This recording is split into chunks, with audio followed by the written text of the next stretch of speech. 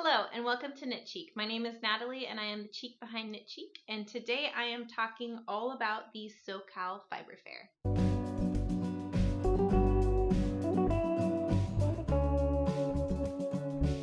The SoCal Fiber Fair is a fiber fair in Southern California. It is in Pomona or Laverne. I don't know, all the cities kind of like touch over there, but I think technically it's Pomona. At the Pomona Fairplex. Yeah, it's Pomona. This is SoCal Fiber Fair's second year, and I went both years. And I'm just going to talk about my experience, and I'm going to show you what I bought. And yeah, that's today's video. I have never been to Rhinebeck or any yarn festival except for one randomly in Salida, Colorado. And I was like on a road trip on the way to my grandparents' house in Illinois, and we like to drive through Salida. And I hope I'm saying that right. They had a random fiber festival there, and it was like kind of closing down, so I like ran through it really fast. But other than that, I don't think I've really been to a yarn or fiber festival besides SoCal Fiber Fair. So the only thing I really have to compare it to is last year.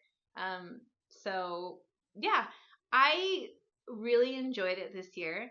I think it definitely grew, so it was bigger this year and had like more vendors and more things and more classes and workshops. So it seems like it's successful and it's doing better. It was also way more crowded this year. I did go Saturday, so it goes on Saturday and Sunday, November 23rd and November 24th. Saturday they're open from 10 to 6, and Sunday they were open from 10 to 5. We originally planned on going on Sunday, but changed our minds due to like a Friendsgiving thing. So we did Saturday instead. And the beginning, I think we got there at 11, so like an hour after they opened. And the first couple of hours were definitely crowded. My friend who I went with goes to Rhinebeck every year, and she said, like Rhinebeck is like 10 times as crowded as this was. But to me, it felt very crowded. Towards the end of the day, it definitely died down, and it was like you could walk around and do anything that you wanted to do at that point.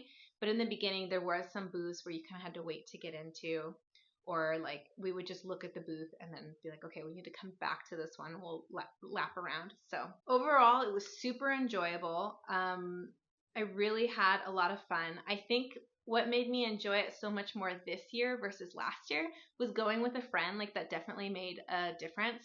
So my friend is local here, and I met her through YouTube. And she and I met. She lives in the mountains. I don't live in the mountains, so we met at the bottom of the mountain and then drove together to Pomona. And we got there around 11. She had pre-bought her ticket, and I totally forgot to pre-buy my ticket. It was, I think, $15 if you pre-bought it, and then $20 at the door. She bought one of the bags, so they have a bag and a pin for every year.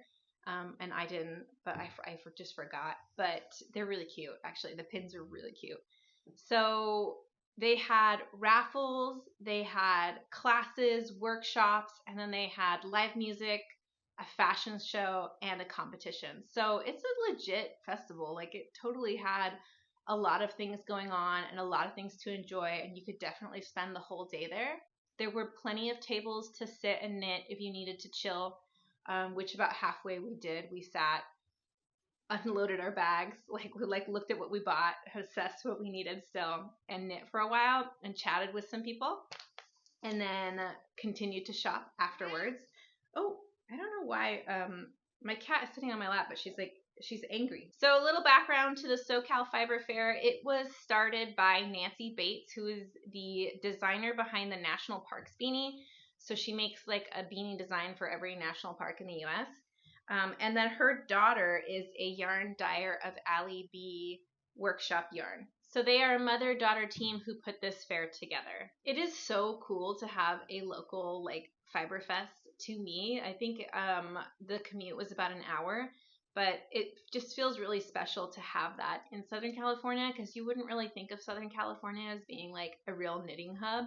But there were a lot of people there, and the audience was very diverse. Like there were young people, old people, like just everyone every type of person that you can think of was there. And she also designed a beanie for the fair this year, and I think last year, and I think we'll continue to do so. I didn't know that either, but it's cool to know. Maybe I'll make one next year. I don't know. So they had lots of local California vendors. That was really cool to see, like local yarn to California, local yarn dyers, and local businesses. A lot of local yarn shops had booths there as well, which was really cool. Some of them I hadn't been to. They're all like on my list and I'm aware of them in the Los Angeles area, but it's just doesn't always work out that I get to go to these places. So yeah, I'm looking at the like map that they gave us. They had a really cute map. Like it has all sorts of like little icons on it with all the vendor names and a full list of just like all day events, games, workshops, and classes. Yeah, they had the SoCal Fiber Fair 2024 beanie group photo. Both days there's like events all day going on. So there's just so much to do. I think that my only like con to this fair would be that the food selection was kind of like, it didn't really seem like what I would expect at a fiber fair. The food was very like carnival-y type of food. Like they had like funnel cakes and like hot dogs and just like fair food. But I don't know. I think that's probably, they're really limited with the like Fairplex. I bet you that they don't have an option to do anything else.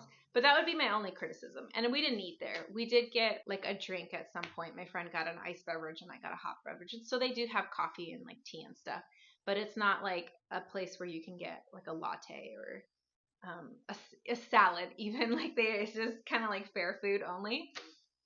So that would be my only like thing, is that I wish they had like maybe more diverse food, and maybe in the future they will. But other than that, I feel like everything was accessible. There was tables, there was clean and plenty of bathrooms there. Yeah, I mean, I had a great time. I definitely would go back. If you're in the area, if you're a couple hours driving distance, I definitely think that it's worth it to come. I don't know if it's big enough for like anyone to fly here to go to the Fiber Fest, but I don't know, maybe. If you were like vacationing in the area during the time, Thanksgiving is the next weekend, then yeah, I would definitely suggest going. It's definitely worth it.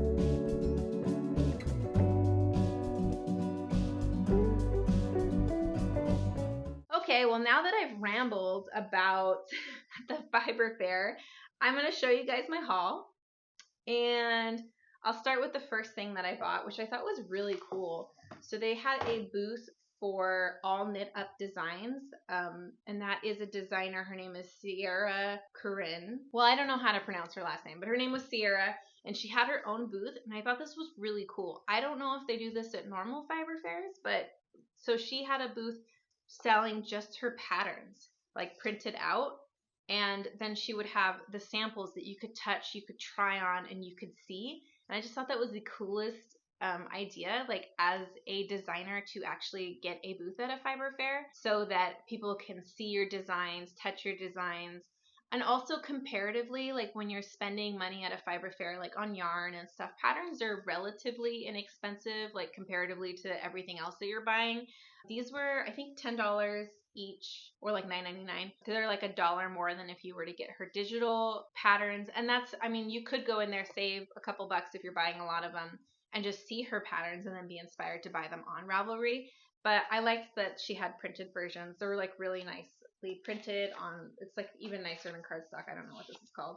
So I bought 2 patterns. I bought the palette, which is kind of like a funky, like almost like Stephen West type of pattern, but like more accessible to everyone who maybe isn't as brave as some of Stephen West's patterns. But I really like the construction of this because it's a shawl that like almost, it has like a raglan going on in the back, so I think it would stay a lot better than a regular shawl would. And then I also bought the faux hounds, which reminds me of the Marley by Andrea Mowry, but without the brioche. So that's why I bought it, in case that pattern fails and I can't do brioche. I was like, I have a backup. But I also just think it's pretty. Like, it was really squishy and I liked it. So yeah, I bought 2 patterns from her, and then my friend bought a pattern book, and it had, I think, like 5 scrappy shawl patterns in it, and that was really cool. Next, this was like the busiest part of the fair, and I did take some footage, but it was really busy in the beginning, and I also don't like know how to shoot footage at a fair. Like I don't know how to like cinematically present to you like something that looks good. And that you would like still get the picture of. So I'll try to put some of that in, but I'm sorry if it's not great because I don't know what I'm doing. But hopefully you get the gist of what it was like to be there. But it did definitely die down later in the day. The second thing I purchased, oh, okay, I didn't think there was a label. Oh, there's not a label. Because I don't remember the maker of this. And there's no like logo on it. But it's just a project bag that has a cool like California print with a skein on it. And it's one of these drawstring bags. I really like these bags, like really low profile, like it doesn't like not thick like some of the other like stone project bags that you can buy. I like this because I can throw it into a regular like handbag, like my Portland leather bags that I take with me everywhere. This is a really nice size one too. It's pretty big, and so I can have a project in there and then throw it into my bag. It is a dreary, foggy day here in SoCal. That's another thing. The weather was really nice. It was chilly. It was chilly enough that I get to wear my sweater all day. And yeah, what did I buy next? I think after purchasing those two things, we walked around and just chilled and looked at the competition winners. Like they had them all displayed. So we went through there and then walked around a lot and touched a lot of things. And then the next purchase I made was a skein of sock yarn, and it is by Clockwork Fiber Co. And it is the Atomic Silk Sock. So I purchased this because my friend and I were talking about how we wish there was a non-superwash sock yarn that would still be sturdy enough, like not 100% wool, so a non-superwash sock yarn with nylon. And that is hard to find, although I think I have found a couple solutions. But this is a non-superwash merino, 80%, and then 20% silk. And so the silk is the replacement for nylon and is supposed to, make you a sturdier sock that's going to last. This is a really pale, like white color with pale pink and purples in it. She had a lot of colors that like were beautiful but don't typically fit into like the aesthetic that is knit chic. Like I'm really like autumnal usually, but I was drawn to this color because I knew I had a lot of knit pick stroll colors in purples that would like make a really cute color with sock, where I would use the stroll as the colors and use this as the base. Yeah, this was the color that was calling my name the most out of all her colors. My friend got like a more vibrant pink one. So I'm really excited to try a non-superwash sock yarn, and I will definitely let you know how that wears. And I did get another skein from another dyer of non-superwash sock yarn. So I was surprised to see that, yeah, it does exist. I've definitely seen people knit socks out of like 100% wool, but I haven't seen like a sock yarn that's non-superwash that has nylon in it. So if you know of any, please let me know in the comments down below. And if you've tried sock yarn, non-superwash sock yarn with silk, let me know how that went for you. I then stopped by Buku Yarns, which is a local yarn store here in Southern California that I have gone to and really love. They have a great yarn selection. And she was carrying the Pacific Knit Co. Doodle Decks. And a lot of stores actually were carrying these, and carrying a lot of the booths were carrying doodle decks, doodle skeins, like mini skeins in DK weight, and the cards and a lot of samples. There were so many doodle samples. So it was really cool to go because I kind of just discovered Pacific Knit Co. So it was really cool to go and then see all these knit up samples of these cards that I've been seeing and wanting to get. They had a lot of DK weight minis to go with the doodles, which is like for cowls.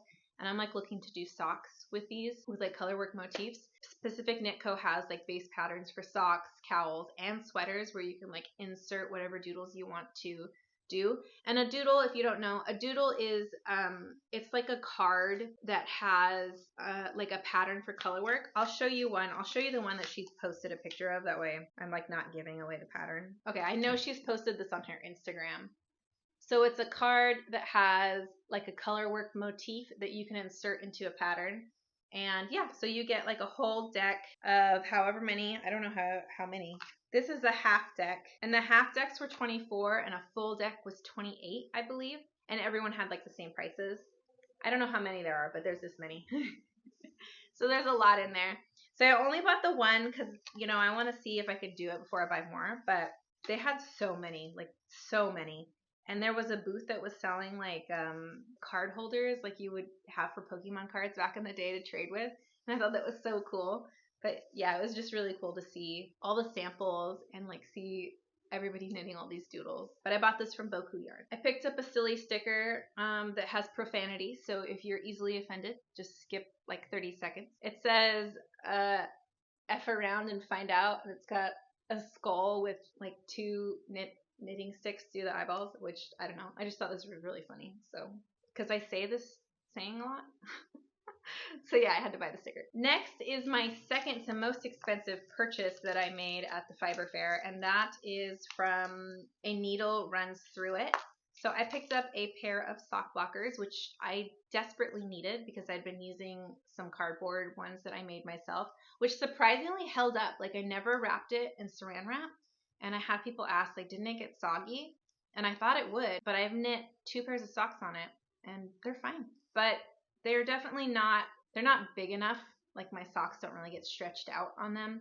So I'm excited to use like a legit pair of sock blockers. I've actually asked Mr. Cheek about making some ourselves. I was there. I wanted to support a local, well, I don't know if she's local to California, but I wanted to support one of the vendors there. And I thought these were cute. So these are my sock blockers. You probably, let me see them once I do this. These are a size medium. I'm a size 7.5 US, 38 in European sizes, I think. So I got the size medium. I think I was at the end of the size medium for a sock. I also bought a gauge reader, like a 4x4 gauge reader, because I've been wanting one of these for a while. So I can easily read my gauge without like manipulating it when you use a ruler. So that'll come in handy. And then I bought 2, these are like techniques, I don't know. So I have a little like keychain for make one right and make one left, because every so often I forget. That's nice, so I don't have to use my phone and Google something and then 30 minutes later find myself scrolling on Instagram. So I love this. And then I also got one for the Kitchener stitch here, and a stretchy bind off, which I actually don't know what that is. Okay, well cool. I have a bind off technique on there as well. So yeah, those are like, I don't know what to call these, like little technique keychains. I don't know, but I really like the idea of this. So between the 3 things, these 3 things, I spent $50. So I got a free thing. Where'd it go? I got a free stitch marker, and it says SoCal Fiber Fair. Actually, maybe everybody got these for shopping there. And then she just has her like little business card. I don't know if you're gonna be able to see this. I'm gonna have to do the YouTuber hand thing. All right, let me take it off here. So it's just a little stitch marker that says SoCal Fiber Fair 2024. And then, okay, so I think they gave this to everyone. And then if you spent $50, you got a coin to put in their like prize machine. Like it's kind of like a gumball machine, and you get a little thing like you used to get it like at the pizza places and stuff. And this is full of little stitch markers. So one of them says beginning of round, back, make one left, and make one left. So it kind of just seems like they give you random ones. But yeah, this is really cool. I don't know how I'm going to show you these. So those are all my little stitch markers. So that was really cool to play, like, I don't know, like this reminiscing of like putting a coin into a machine, but like actually getting like knitting things. It was really cool. You're like, Natalie, you didn't buy any yarn. Okay, next is where I spent the most money, and I bought a lot of yarn. So this is from Sea Change Fibers, and she is a dyer who on her description or her like about us on her page said that she was inspired to dye yarn on non-superwash bases because it wasn't as readily available. A lot of indie dyers dye on superwash. I think because it holds the dye, it's like more dramatic, it's more bright, because the yarn just takes the dye easier. And I think that, like, if I had to guess, I'd still say 85% of the yarn at the festival was superwash when it's dyed by indie dyers. I'm kind of like always seeking out non-superwash yarns, so I did see it, but the majority was definitely superwash. So I was really excited because I'd never heard of her, and my friend was like, oh, I really wanted to go see this booth. So I did pick up 4 different skeins. 3 of them are the same base and 1 of them is different. So I will go through all of them and tell you what I'm going to do with them, because they all have a purpose here. The first one is, okay, so the 3 ones that are the same base are called Ravine DK, and it is a 4-ply 100% Cormo, 100 grams, 265 yards. The gauge is 20 to 24 stitches per 4 inches. So I got it is really bright. This is the first time the sun has been out all day. I scooted up because I don't want to be too directly in the light, so if my head's cut off, which I think it is, then that's why. So the first color I got is called Antique Fair, but this is the color. It's like a really pretty mauve color, mauve if you will. My plan is to knit a beanie out of this because I have a store-bought beanie that's like a pink rosy color, and I love it. And so I was like, you know, I want to knit one in the same color. Well, the one I have is lighter than this actually. I kept being drawn to a lot of rosy colors. So when my friend and I were in this booth and I was looking at this, she's like, you should really get a skein of this color because you are always drawn to it. So this will be a beanie. I don't know what beanie pattern I'm going to use. I only got 1 skein, so I'll pick a beanie pattern that works for DK weight, which I feel like is most of the beanie patterns that I have saved in my favorites, and that has 265 yards. These two I'm so in love with this dark color.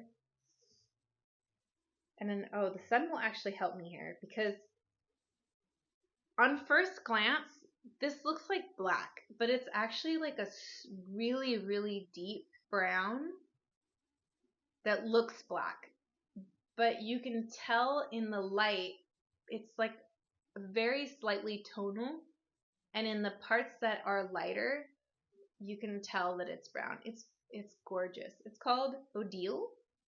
And yeah, here's this area. You can really tell that it's kind of like a brown color. I love this. I want to buy more of this for more projects, but for now, I really wanted to make my mom the Night and Day Cowl by Andrea Mowry. I already made one in like a clay color with a color changing spin cycle, but I wanted to make one based on Andrea Mowry's original sample, which was black and white. But these 2 colors together, because this is actually not like a true black, it's like a really deep brown. And this cream color, I thought were just really, really beautiful together. So I like called my mom while I was there. I was like, Mom, do you like this color combination? I thought she would, but I wasn't sure if she would like the contrasty of like black and white. If she didn't, I would have just made it for myself because I actually really like it. But I really like this. I really want to knit like a 2-colored sweater. And I actually picked up a card from a different booth. This is from Greenwork Fiber Works. And they had a booth with a lot of yarn. I didn't buy anything from them, but they had these pre-printed out cards that showed you a pattern. So this is Great Gingham Raglan by Jessie May Designs. And then the back tells you the yardage for the sizes, which is brilliant. More people need to do this. This is A+ marketing. So I picked this up because I liked it so much. But I would love to knit a whole sweater with these 2 colors. Maybe not this one. This is DK, and this calls for fingering. And I don't know if I want to knit a fingering weight sweater, but like a striped sweater or any sweater with 2 tones, I would love to knit with these. So I may be buying more of it in the future, but I couldn't leave without it. And I believe I will not use 100 grams for my mom's cowl, so I'll have a little bit extra to swatch with. So maybe I'll swatch for some patterns that I have in mind, and then I can order more of it in the future. So that's this. Did I talk about how much I love this? Okay, this is Odile, and this is Odette. That is so cute. It's like they were meant for each other. And then lastly, I picked up another skein of fingering weight sock yarn, and this is 80% Falklands merino and 20% silk. So it's the same percentages as the other one, a different type of merino, but it's a non-superwash merino with silk. So now I have two different colors to test out. I am planning on knitting the Andrea Mowry Oxbow socks, I think is what it's called. It's her annual like challenge to knit a sock over a long holiday weekend. So I will be casting these on Thursday for Thanksgiving and trying to finish them by Monday, which it's totally doable. I think I can do it because if you're knitting a plain sock, it goes by really fast. The colorwork socks slow me down a lot, but I think I can do this. I wanted to skein this up since I brought it home, but I have not. I usually don't like yarns that are this tonal. Like, I don't gravitate for them, but I think in socks they're really cute. I have a pair of socks with like a variegated yarn, and I really like them. Like to knit a sweater where you have to do like helico knitting, I know, I'm done. I don't want to do that. I like more solids, but this one I think is going to be really pretty for a pair of socks with a little bit of detail in them. That is all the yarn I bought. So I bought 5 skeins total, including the clockwork one. That is all I bought. That's not bad. I definitely went over my Fiber Fair budget. I kind of went in with a mind of what I wanted to spend, and I just loved that yarn dyer so much. The Sea Change, the Sea Change fiber. I definitely want to buy more of her yarn, and so I had to have some of it to try and like see what base I like and play around with it. I did go in with I quickly made a note on my phone that had pictures of patterns that I've been wanting to knit and like the yardage and the size, because most of the time you don't have this information. And even if you're on Ravelry, sometimes it's kind of hard to find like the information of here's the size and here's the yardage. It's not always super easy to find. So I went through and actually figured out what size I was in each of the patterns on my things I want to knit list, and wrote down how much I would need. I didn't buy anything off that list except for the yarn for my mom's night and day cowl. I was a little bit overwhelmed going into it, and I just didn't have sweater quantity in my mind, because I knew if I bought a sweater quantity's worth of yarn, I would be done for the day. But I bought 5 skeins. I could have bought a sweater quantity of yarn, but I'm happy that I didn't, because now I have 5 different skeins to play with. And I wish that I could have bought more yarn, but your girl went to Europe twice this year, so I have to be a little bit more budget cautious, who do I think I am? I don't know. I still ask myself that all the time. I did meet a subscriber, actually Lisa from the Old Orcut Yarnery, messaged me and she's like, oh, are you still here? I have a gift for you. And she owns a yarn store in Santa Barbara County. So she's an hour north of Santa Barbara. And so she gave me a little gift bag with a sticker from her shop, a little measuring tape, which was so sweet. So thank you, Lisa. And I can't wait to come visit you at your shop. Other than that, I don't think I ran into any other subscribers. I did have some people say that they were going to go and they would say hi to me if they did, but there was a lot of people there. So I did see a couple other YouTubers there, but I didn't say hi. Leslie from Knit California was walking out the door. I did meet a couple other knitters there and talked to them and sat and chatted with them for a while, and that was really fun. So I think that's all I have for you guys this week. I hope you enjoyed this video, and I hope that if you are on the fence about going next year, that this persuaded you to go, because it definitely is worth going. So don't forget to like and subscribe this video, and I will see you in the next one. Bye!